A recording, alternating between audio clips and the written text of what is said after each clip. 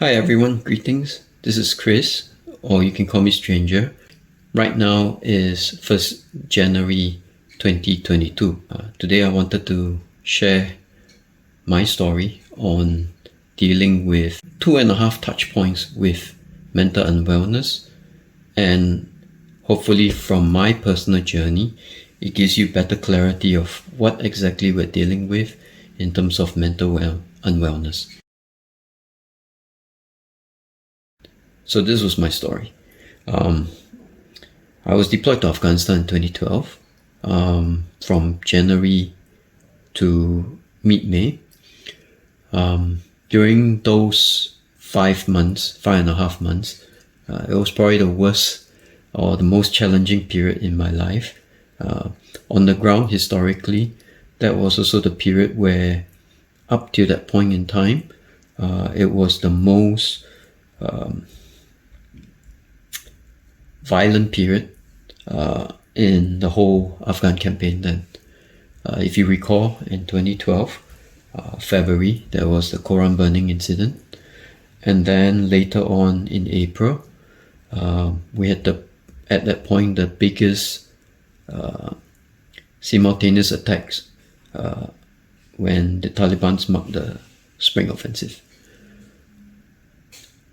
From those two episodes, I happened to be at the right place at the wrong time, and I experienced two near-death episodes.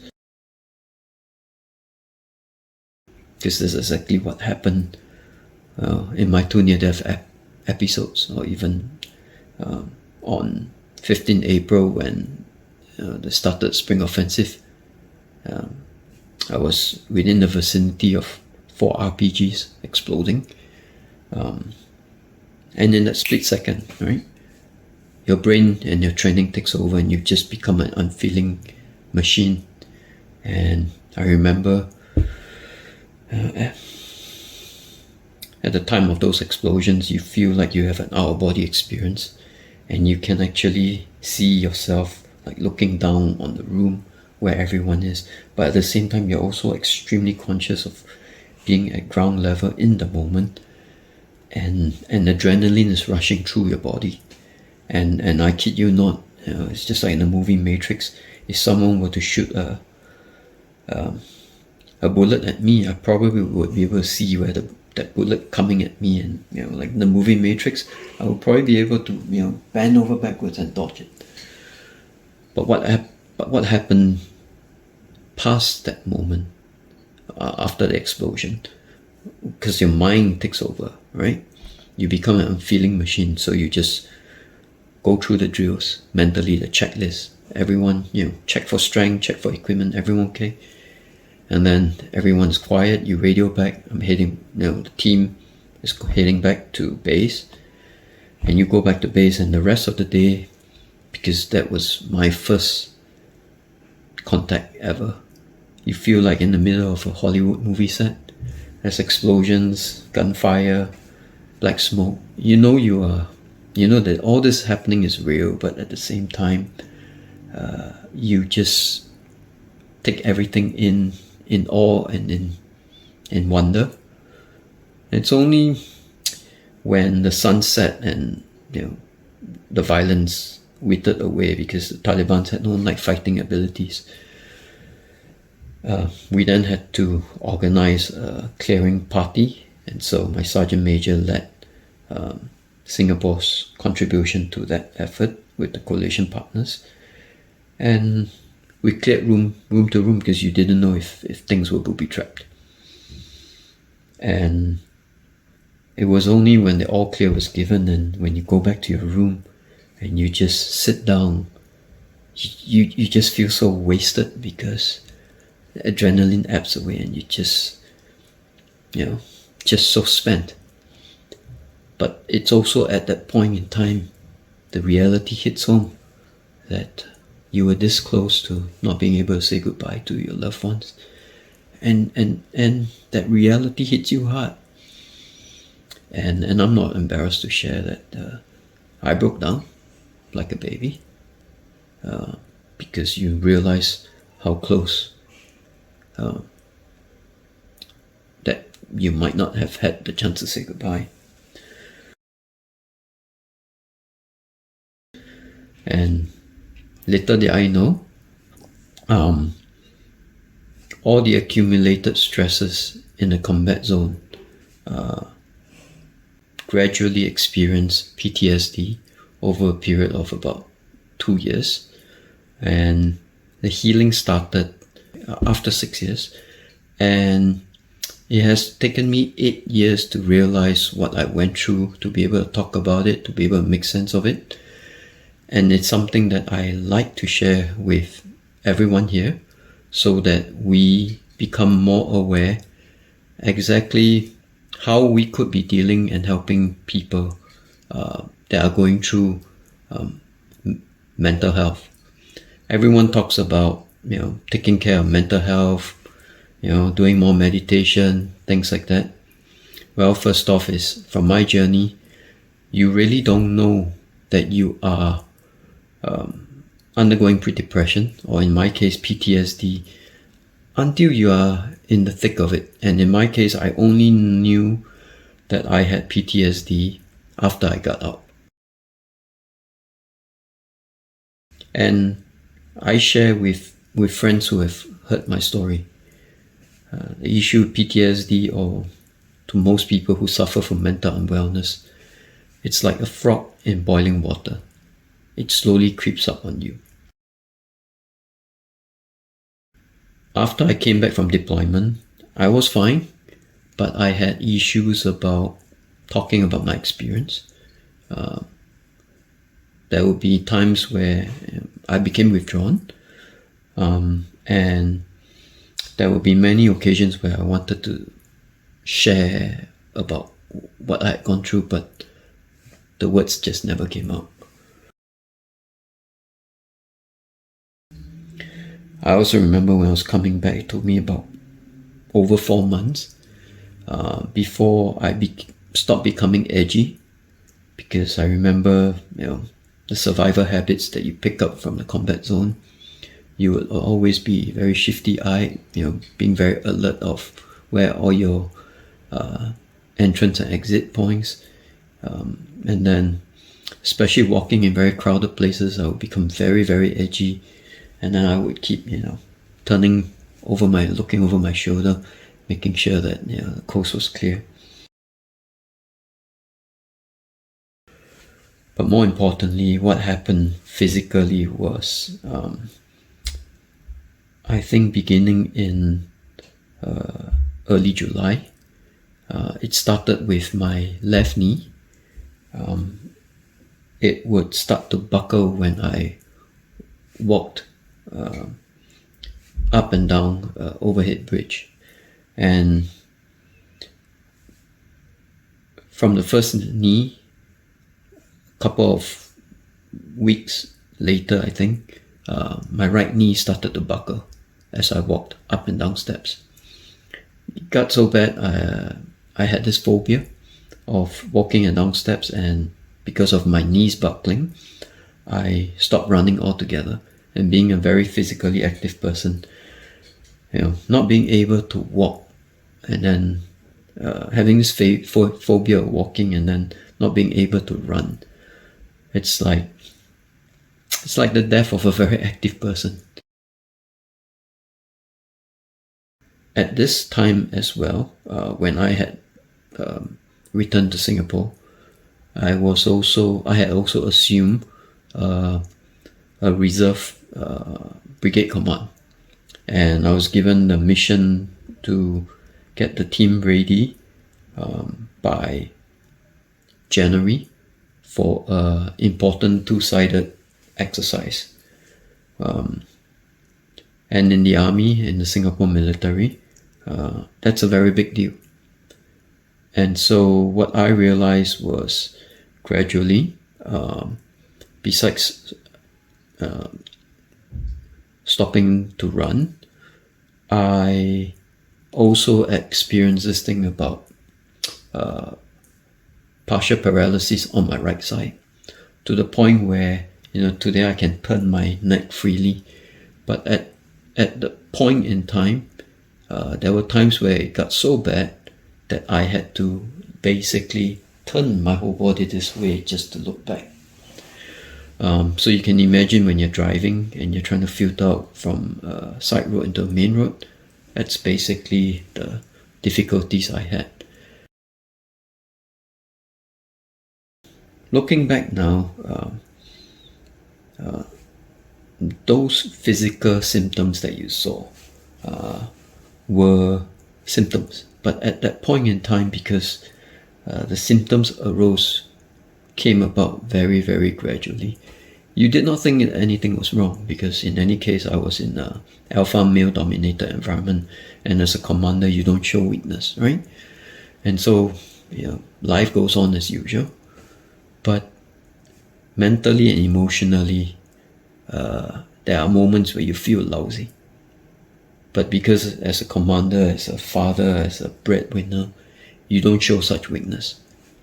But unbeknownst to you, it actually significantly impacts you, as well as your relationships with those closest to you. And the peak of my PTSD condition, at this point I still did not know that I had PTSD.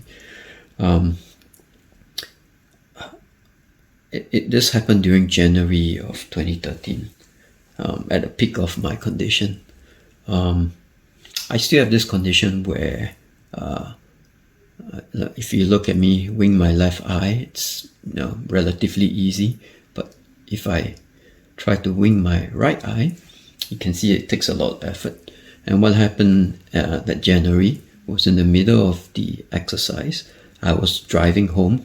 This was probably like 1 or 2 in the morning. And I just decided to pull up by the roadside. And I still remember looking in the rearview mirror. And then I would wing my left eye and there, no problems. And then when I tried to wing my right eye, try as I might, I couldn't wing it. I remember that moment very vividly. For most normal people, when you are faced with such a situation, what do you think is your first response? In my colorful language, right? If I had been normal then, it was probably like, WTF. But I still remember very vividly that morning. I just looked in the rearview mirror and said, wow, so cool, I can't close my eye. And I just drove home. Because I remember during that 6-month period, I always had this nagging thoughts about, I could not stay in service any longer. And I could not understand why. All I knew was I just had to get out. And so I got into a lot of arguments with my wife. My marriage was probably at its rock bottom. And at one point I even questioned why my wife loved me. Why did she marry me? Things that, looking back, that's probably one of my biggest regrets. To be able to mouth those words and question the love that my wife had given me. Thankfully, the marriage survived. During your moments of darkness, you also have this sense of what they call survivor's guilt for being alive. I know it's a bit morbid, but every day in Afghanistan, on my way from my bunk to the dining facility, you would have to walk past the whole set of flagpoles. And I can understand why veterans who have deployed come back more patriotic, because when you're far away from home, everything about your life, your lifestyle, what home means to you is embodied when in the flag of your country. And unconsciously, when you walk past those flagpoles, it's an unconscious act that I would just glance up at the flagpoles and look at the flag, the Singapore flag.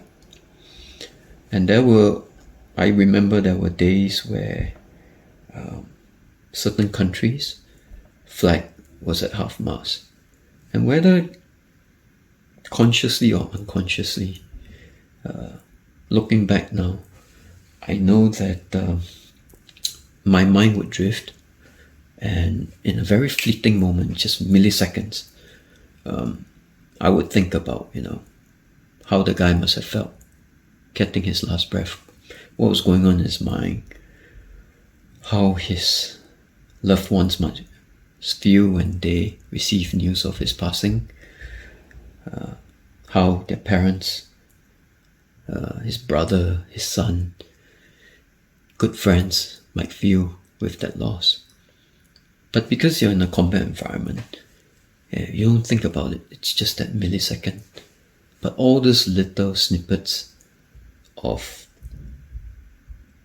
unconscious mental activity actually adds up to build the stress within you. And so eventually, because of the military training, we're very good. The military system is very good at training you to become an unfeeling machine. Anyway, back to the story about the unconscious act of looking at the flagpost. So it's those accumulated fleeting moments. They reside in your subconscious. And when you're emotionally low, it's like you go into a deep pit that you cannot crawl out of. And you feel guilty for being alive. It's just like I share with people about, if ever you are involved in an accident, a car accident, and even though you were not at fault, but the accident involved, let's say, a motorcyclist or a bicyclist, and the guy dies, you would always be questioning yourself, could I have done something more? It's that feeling, that survivor's guilt. Now, if you accumulate all those instances where, of death occurrences, and you hear a lot of that while you're in a combat zone, but in the environment, because of your training psychologically, the mind suppresses it, but your unconscious is accumulating it. And that's why, like a frog in boiling water, don't ever believe that you can detect that. I was asked recently by a schoolmate, do you know when you are having PTSD? The honest truth is, from my own journey, no. I was lucky because I was able to self-heal and get out of it. And it was only 6 years later when I was able to connect the dots, and 8 years later, this is from 2013, to be able to make sense of what happened and be able to tell you coherently what I went through. I can tell you that you won't know unless you've experienced it before. You will never realize that you're in a burnout until it's too late. So what I just wanted to share was basically my story about PTSD and all this dialogue right now that's ongoing about mental health. Especially for psychologists, they call it in denial. But the honest truth is, how can you be in denial when you've never experienced that whole process of burning out and then going into PTSD? Because I realized, looking back now in 2018, because of many failures accumulated as a startup founder, I was going through what we call founder's burnout. I know now that I went through this period of founder's burnout, where basically you feel lethargic. You have to work hard to continue to bring the cash flow in. But everything you touch just turns to dust. And you just shit out a lot. Yeah. But because of Survivor, you just try and keep trying harder. But the harder you try, the worse it gets. And without knowing, you are deep into this pit hole of depression again. And everything gets affected. Family life, relationships with people. You try and smile, but deep down within, you're actually crying for help. That's my own journey with mental health. And that's my second touch point with it. Different experiences, different journey. Even the last 1.5 years with COVID, I shared when Singapore went to circuit breaker lockdown, I shared with my kids that, hey, you didn't have to go, take it from daddy, you don't have to go to a war zone to know how bad things get. Because I had the fortunate experience of comparing experiences. I shared with my kids when Singapore went to lockdown in April 2020. For the first 2 weeks where you couldn't step out of your house, that lockdown was worse for me personally than all the lockdowns I had in Afghanistan. And I had many. And the real difference was this. In Afghanistan, I could step out of my bunk and I could still see the sky. I still had my freedom. But when we went into lockdown in Singapore, all at once, number one, you're stuck with the family 24/7. Kids are, home-based learning. The wife is around. You have no breaks. Everyone is on Zoom. And, if you deal with meetings across different time zones, you don't even get a break. And that experience was just 2 weeks was if I had to quantify it, was probably 3 times worse than all the lockdowns I had in Afghanistan. Worse. And yet most people in Singapore, I can only say in Singapore, right? But if I extrapolate it to the rest of the world, don't really know how bad that lockdown is, because that's the first time they experience, and how much it screws out with their brain. When the mind is able to link that, that's when the mind starts to heal.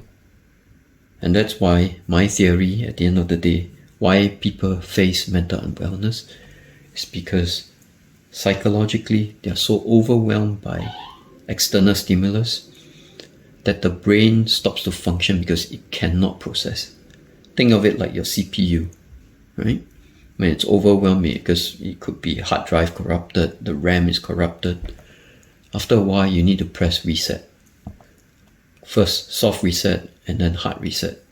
And after a certain point, the hard reset also fails. That's when, if I link with the physical human condition, that's when you've gone off the deep end. Nothing will help solve it.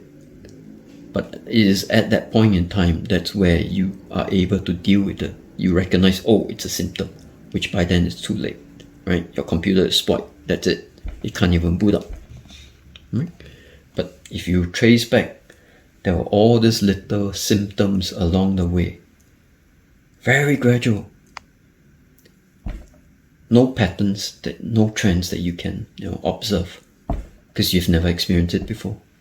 And that's how you can equate the whole issue of identifying and treating mental health with like your computer.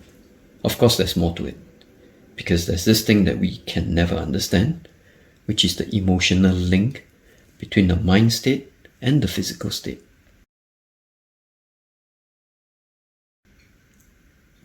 I know I've said a lot, and just want to end with a real conversation I had.